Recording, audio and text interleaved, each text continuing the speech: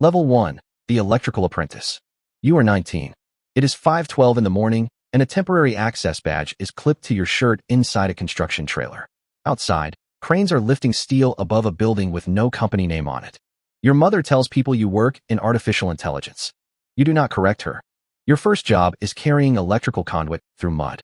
You joined because the apprenticeship pays more than the warehouse. Because your mother's rent went up again. Because college required money your family did not have.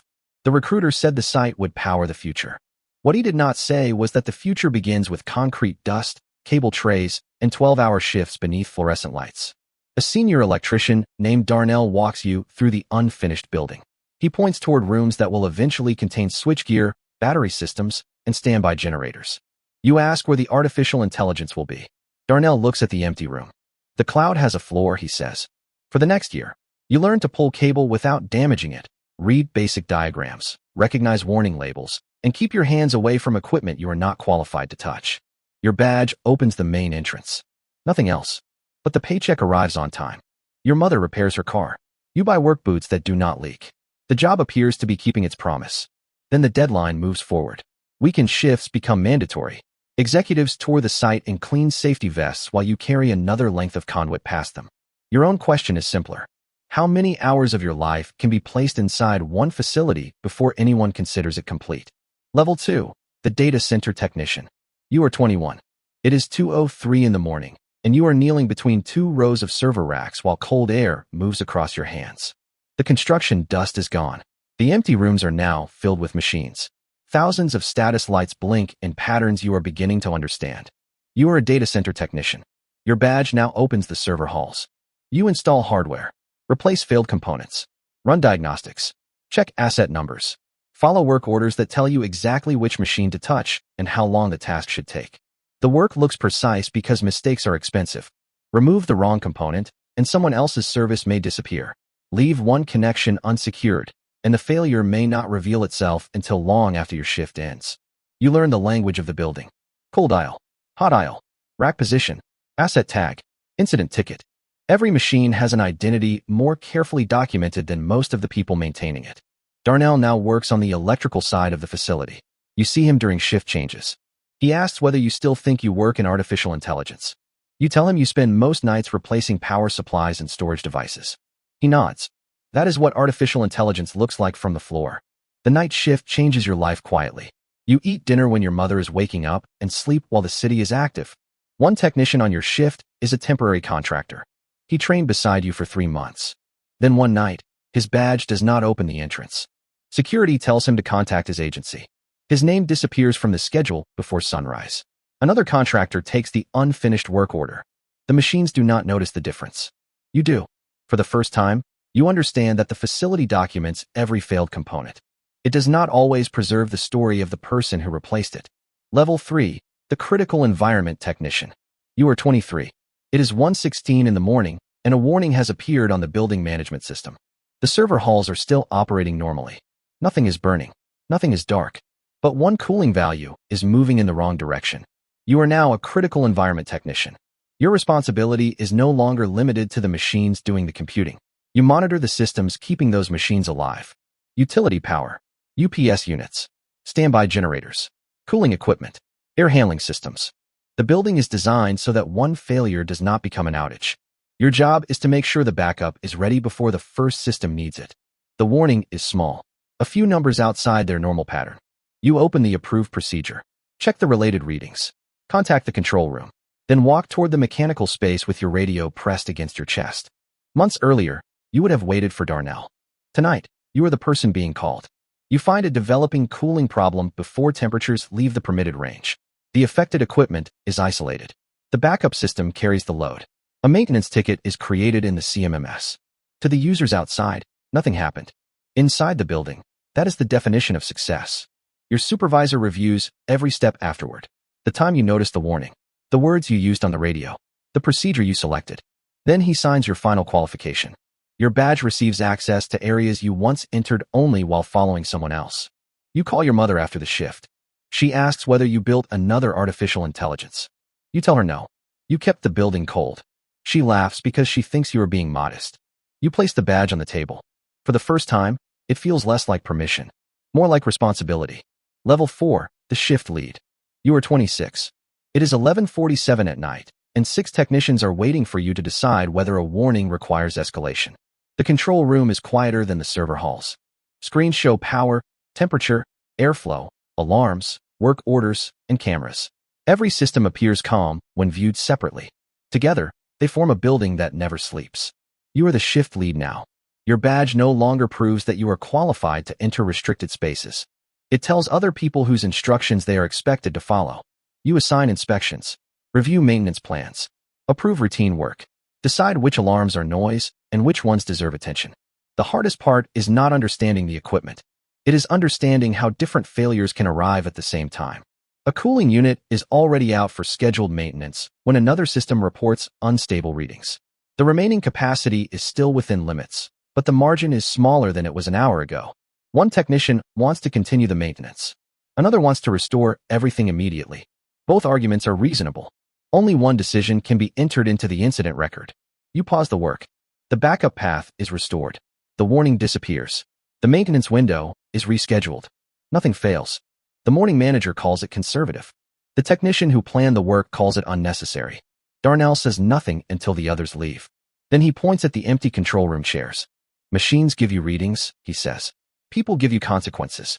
You begin noticing the difference between technical authority and human authority. A machine does not remember that you interrupted its work. A person does. Your schedule becomes harder to explain outside the facility. You cancel dinner because another technician calls in sick. You miss your mother's birthday because a generator test runs late. She tells you the job must be important. You tell her it is stable. Neither statement answers the real question.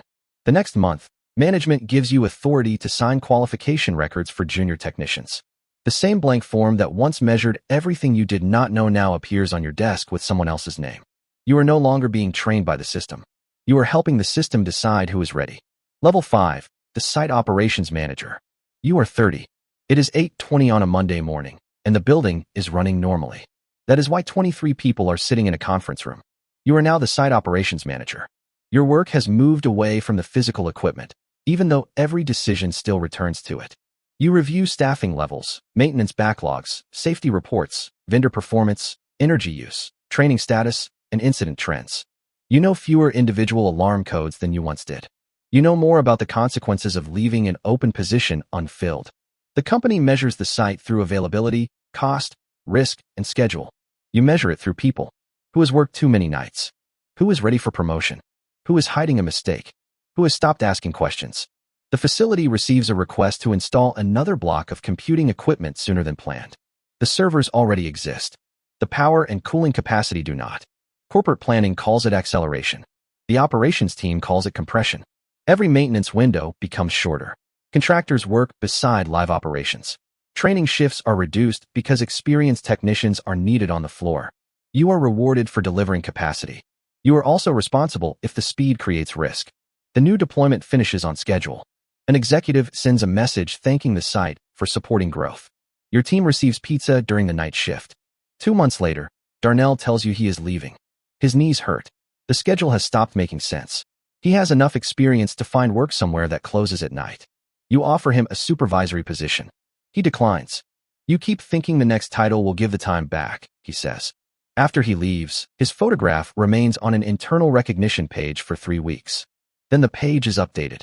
Your own salary now allows you to move your mother into a better apartment. She calls the building beautiful. You visit on a Sunday and realize you do not know where she keeps the coffee. The job has finally given your family the stability you wanted. It has also taught them how to live without expecting you. Level 6, the Campus Infrastructure Manager. You are 35. It is 6:40 in the morning, and you are standing beside a scale model of a data center campus that does not exist yet. The model shows 4 buildings, a utility yard, cooling equipment, roads, security barriers, and empty land reserved for future expansion. Everything is clean. Nothing on the model shows noise, mud, night shifts, or the people who will keep it running. You are the Campus Infrastructure Manager. Your decisions now begin years before a server is installed. You sit with design teams, utility representatives, construction managers, environmental consultants, finance departments, and local officials. The questions are larger now. How much power can the grid provide? How much water will the cooling design require? How quickly can new capacity be built? What happens if demand grows faster than the forecast? You once protected one building from failure. Now you help decide where entire buildings will exist. A young planning manager named Noah joins your team. He is precise, controlled, and unusually comfortable speaking in percentages. He has never replaced a failed component at 3 in the morning. He understands models you have never used. Noah presents a proposal to standardize operating procedures across the campus. The plan could reduce training differences, simplify reporting, and make staffing more flexible between sites. The logic is strong. The technicians object because every building has different equipment, different history, and different weaknesses. You understand both sides. You approve the standardization plan with local exceptions. Noah calls it a balanced decision. The technicians call it the beginning of central control. For the first time, people who once saw you as one of them begin lowering their voices when you enter the room. Your clothes are cleaner now. Your meetings happen during the day. Your name appears on documents that move millions of dollars. But the distance between your decision and its consequences has grown. You approve a revised construction schedule that saves 3 months. Weeks later, you walk through the site and see electricians working beneath temporary lights in freezing rain. One of them is 19. His temporary badge is clipped to his shirt. For a moment, you remember the construction trailer, the leaking boots, and the question you asked Arnell. Where is the artificial intelligence? You now know the answer. It is in the servers. It is in the power contracts. It is in the cooling plants. It is in the schedule that keeps the 19-year-old working after dark. And now, part of it is in you. Level 7, the Regional Operations Director. You are 40. It is 7:05 in the morning, and 3 data center campuses are waiting for the same decision. A severe weather system is moving toward the region. One site has delayed generator maintenance. Another is operating with reduced cooling capacity. The third has enough redundancy, but not enough experienced staff. You are now the Regional Operations Director. You no longer manage a building. You manage the distance between buildings. Your dashboards display availability, staffing, maintenance exposure, energy use, safety events, and expansion schedules across multiple cities. Every site is represented by a colored status marker: green, amber, red. The colors make the system easier to understand. They also make the people easier to forget. A site manager requests approval to postpone non-essential maintenance and bring additional technicians onto the night shift. The finance team asks whether contractors can cover the gap. Noah recommends transferring experienced staff from another campus. You know what that means. People who have already worked long weeks will be placed in hotels and sent to protect a building they have never seen. You approve the transfer. The storm passes without an outage. The regional report records successful risk mitigation. It does not record the technician who missed his daughter's school performance because his flight was moved forward. Years earlier, you were the person being asked to stay. Now you are the person making the call. Your decisions become more efficient because they have to. There is no room in a regional dashboard for every birthday, marriage, injury, or exhausted drive home. You begin speaking in categories: headcount, coverage, capability, attrition. A site manager tells you one technician is not ready for promotion. You know the technician. He is careful, respected, and slow under pressure. The region needs faster leaders. You approve another candidate. The decision appears as one line in a talent review. The technician leaves 6 months later. His position is filled within 2 weeks. At home, your partner has stopped asking what time you will return. Your son no longer waits near the window when your car is late. They have learned that your schedule belongs to buildings they will never enter. The company gives you responsibility for approving senior qualification standards across the region. The qualification card that once belonged to you now arrives in digital form by the hundreds. You do not see blank spaces anymore. You see readiness percentages. Level 8, the Vice President of Infrastructure Operations. You are 46. It is 9:30 in the morning, and a government official is asking how much electricity your company will require 5 years from now. The honest answer is that no one knows. You are now Vice President of Infrastructure Operations. Your meetings include utility executives, equipment manufacturers, regulators, local governments, investors, and community representatives. The language has changed again. Megawatts, interconnection queues, water stress, tax incentives, capacity markets, resilience. The company wants more computing power. The grid wants predictable demand. Communities want jobs without higher bills, construction without noise, and investment without losing control of their land. You once worried about whether one cooling unit would remain online. Now your forecasts influence where substations, transmission lines, and power plants may be built. A proposed campus promises thousands of construction jobs and several hundred permanent positions. It will also consume power on the scale of a small city. At the public hearing, residents ask whether their electricity prices will increase. The approved presentation says the project will support innovation and economic development. Noah sits beside you. He has become Senior Vice President of Strategy. He answers the questions smoothly. Demand will be managed. Infrastructure will be expanded. Community concerns will be addressed. Every statement is technically defensible. None of them guarantees what people want guaranteed. After the hearing, Noah tells you the project cannot be delayed. The company's competitors are building faster. Delay is exposure. You recognize the sentence. You have used it yourself. The campus is approved. Construction begins. Your compensation now includes stock awards large enough to change your family's future. Your partner suggests buying a house farther from the city. Your son is preparing for college. He asks whether he should study engineering. You tell him it is stable work. The answer leaves your mouth before you recognize it. Years earlier, your mother used the same word. Stable. The project opens on schedule. The first training class stands inside a new control room while you speak through a video screen mounted on the wall. You tell them that reliability depends on discipline, preparation, and trust.